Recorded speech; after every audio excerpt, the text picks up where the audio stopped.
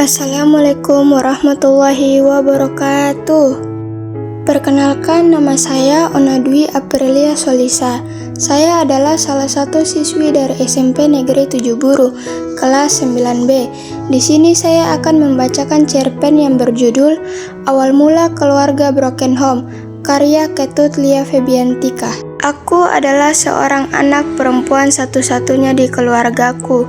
Di masa itu, aku mempunyai masa kecil yang cukup indah, tetapi masa kecilku itu tidak berlangsung lama karena hal-hal yang membuat masa kecilku hilang dengan sendirinya. Di waktu itu usiaku yang masih 8 tahun, yang seharusnya anak berusia 8 tahun bisa merasakan kehangatan keluarganya. Tetapi berbeda denganku, justru usiaku yang masih kecil harus merasakan sedih dan kecewa terhadap kedua orang tuaku. Hari demi hari pun berlalu, hari di mana kedua orang tuaku resmi berpisah. Di hari itu juga aku menyaksikan sidang perceraian kedua orang tuaku. Aku sangat terpukul saat mendengar hak asuhku jatuh kepada ibu, yang berarti aku harus berpisah dengan ayahku. Setelah sidang sudah selesai, ayah pun memanggilku.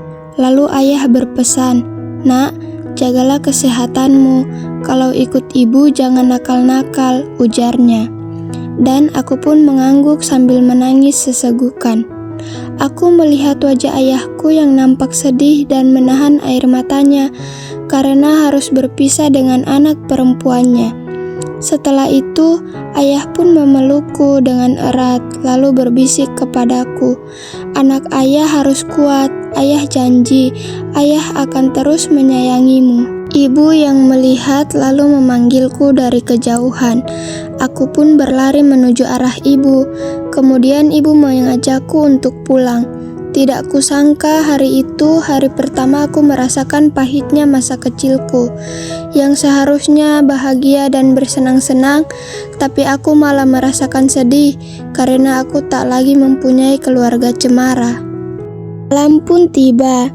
Aku yang biasanya pada malam hari sibuk bermain dengan ayahku, kini hanya bisa melihat bintang-bintang. Rasanya aku ingin berbisik pada malam, tetapi aku sadar malam tidak mungkin bisa menjawab bisikanku itu. Saat aku sedang melamun, terdengar ibu memanggilku dari dalam rumah, menyuruhku untuk masuk dan tidur.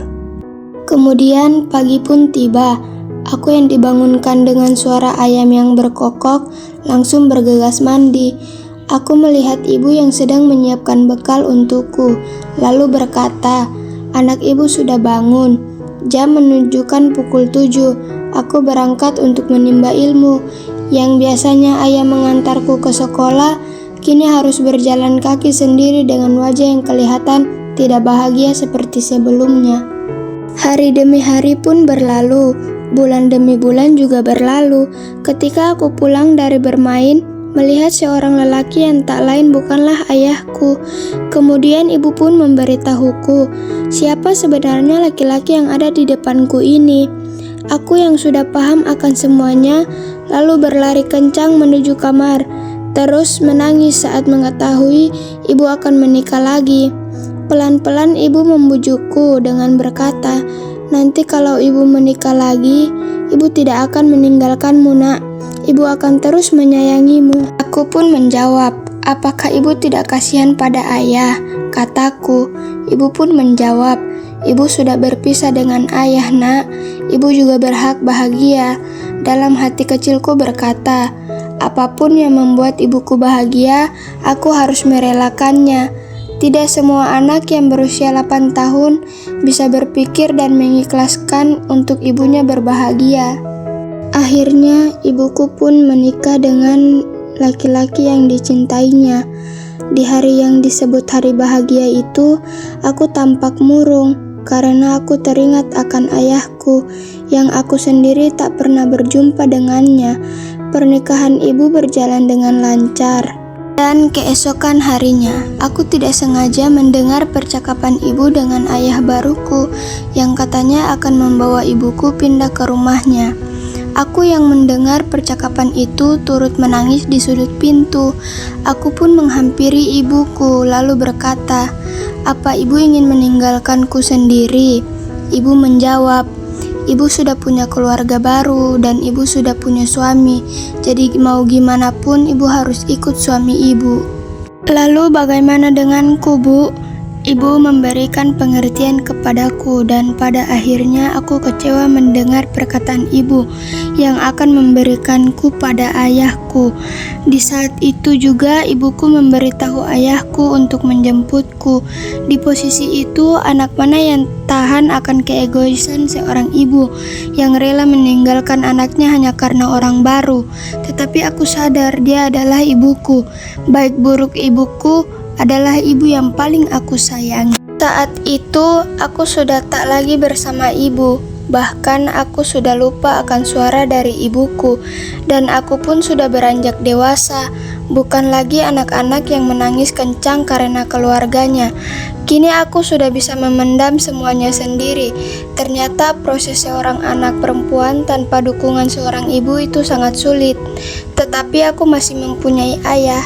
Iya, ayah yang membesarkanku dengan penuh kasih sayang dan juga penyemangat bagiku. Aku tidak lagi merasakan apa itu kecewa. Seiring berjalannya waktu, aku mendengar ibuku sudah melahirkan seorang anak yang tidak lain adalah adikku. Di situ aku merasa terkejut. Ternyata ibuku sudah benar-benar bahagia bersama keluarga barunya. Dan aku di sini hanya bisa melihat foto di masa lalu, yang dimana waktu aku masih bersama-sama dengan keluarga cemaraku. Kadang aku iri melihat anak-anak yang memiliki keluarga cemara, tetapi aku harus bersyukur karena Tuhan telah memberikan aku kekuatan. Iya, tanpamu kekuatanku ini mungkin aku sudah menyerah. Tidak apa prosesku tidak ditemani seorang ibu, yang sebenarnya aku sangat butuh peran ibu di hidupku. Aku ingin merasakan masakan ibu, ingin bercerita banyak dengan ibu, tetapi aku sadar ibu sudah berbahagia dengan keluarga barunya, dan aku juga akan berbahagia dengan pahlawan, yaitu ayahku. Sekian cerpen dari saya. Apabila ada salah kata ataupun hal-hal yang kurang berkenan, saya mohon maaf. Saya akhiri. Wassalamualaikum warahmatullahi wabarakatuh. Penulis Ketut Lia Febiantika.